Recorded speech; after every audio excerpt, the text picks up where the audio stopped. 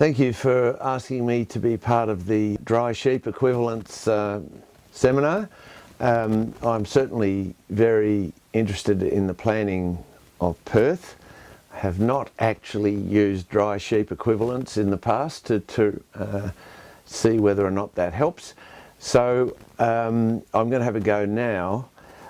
I do appreciate the importance of NRM. The whole approach of bringing natural resources into city planning has been at the base of what I've been trying to do, and particularly in stopping the urban sprawl from just rolling out and invading and completely destroying ecosystems on the urban fringe.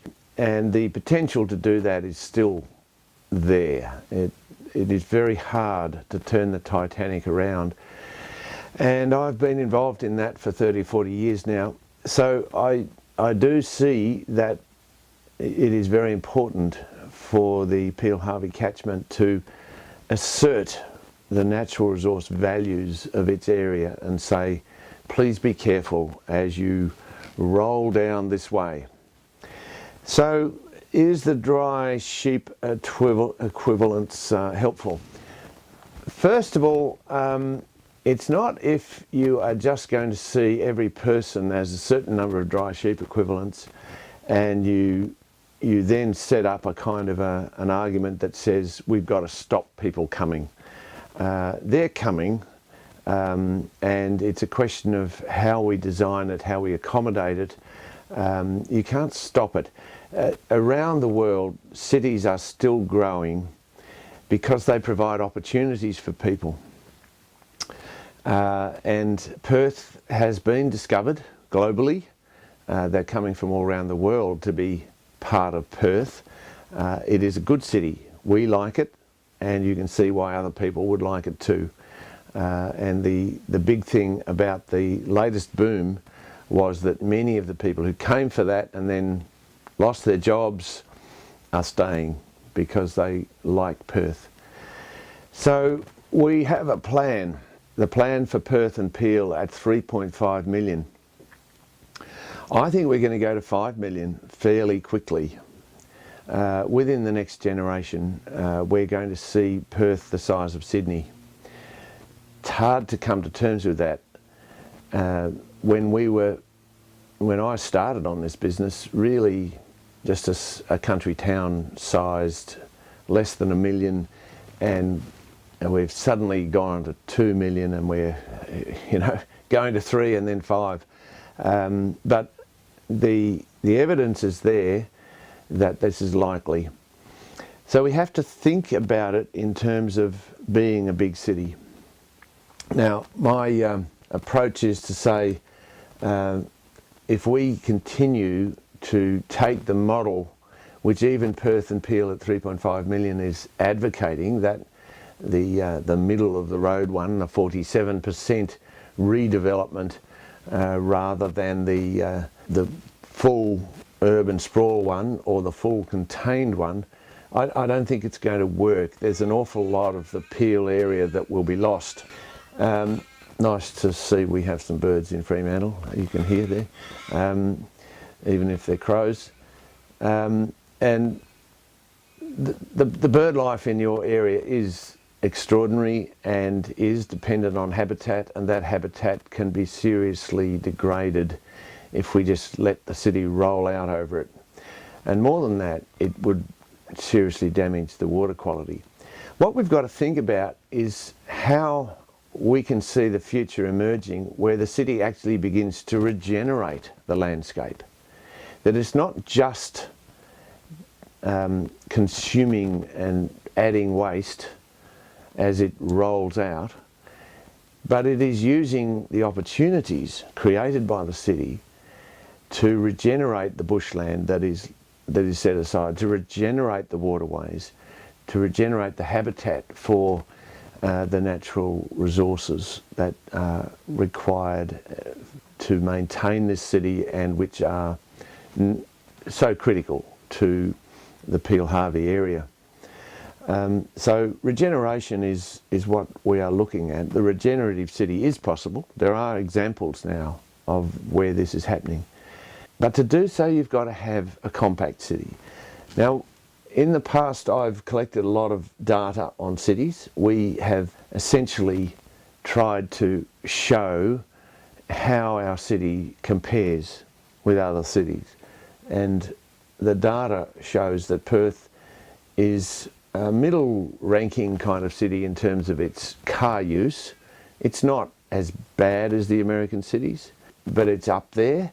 It's not as good as the European cities and nowhere near the Asian cities, which have very little car use, even though you might see a lot of cars in the streets, but mostly people aren't using cars.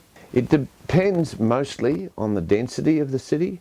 If you have a reasonable density, then it's hard to use a car.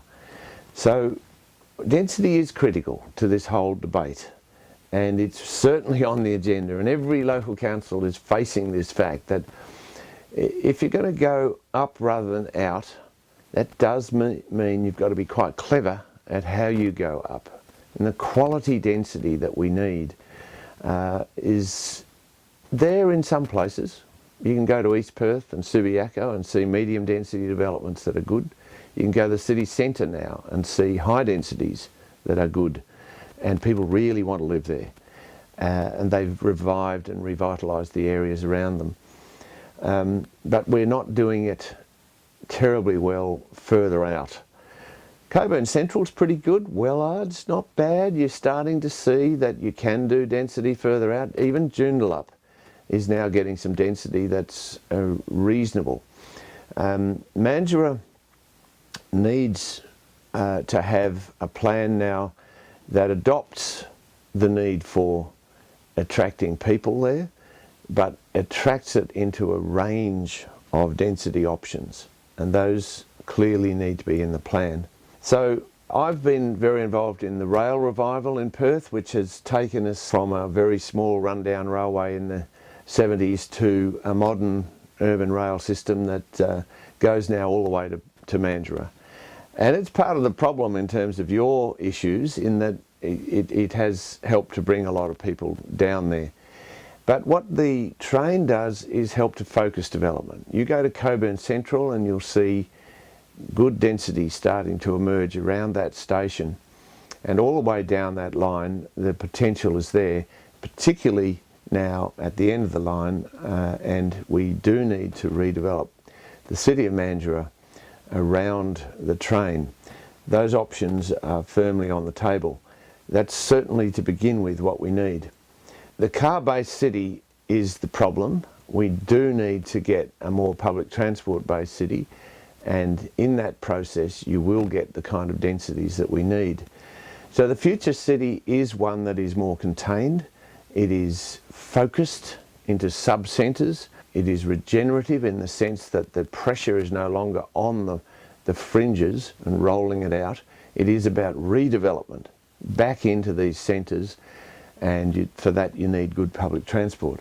So we've done a plan which shows how Perth and Peel can be redeveloped, with most of the development occurring in a ring around 15 kilometres around the CBD.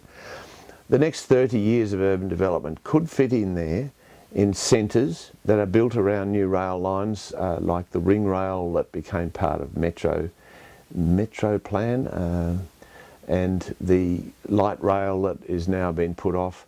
But this is a model that most people can see will work. And what it means in Mandurah is to contain the city and to build up densities and attract the kind of services and economy that would build up around those densities. Now, if you do that, the dry sheep equivalence for each person is significantly reduced. You can't even imagine that they go to zero. Josh Byrne's house, which is now a model for how you do a suburban development, we are now modelling how to do that into a project at the White Gum Valley redevelopment site that shows you can even further reduce the impact of human beings on the coastal plain through that development. You involve renewable energy in it, you have electric vehicles, but you have good public transport as well. And there's no reason at all why the Peel-Harvey area can't take on that model, because the rest of the world can now see they have to do this. We've got to have 80% less CO2 by 2050. That's when Perth is 3.5 million. And Australia is not far behind the rest of the world in showing how to do it, not because of political leadership, but because the market is heading this way.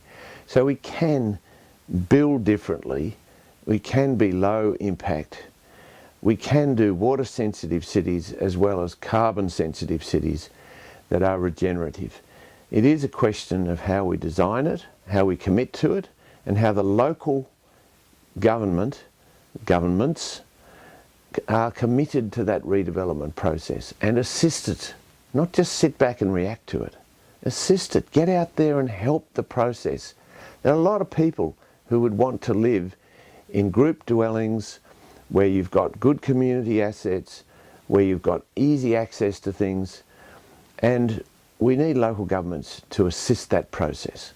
So let's get on with it. It's not the easiest agenda. The easiest agenda is to roll out the greenfields development, but we will regret that. So let's try and grasp this new agenda of redevelopment in group dwellings where the local council assists that process, certainly sets aside the zonings for it, but let's assist it with the community getting behind it and saying, let's not roll out over this wonderful landscape, let's assist it and help regenerate it. But that will only happen if we can get low carbon, water sensitive design that is part of the solution, not part of the problem.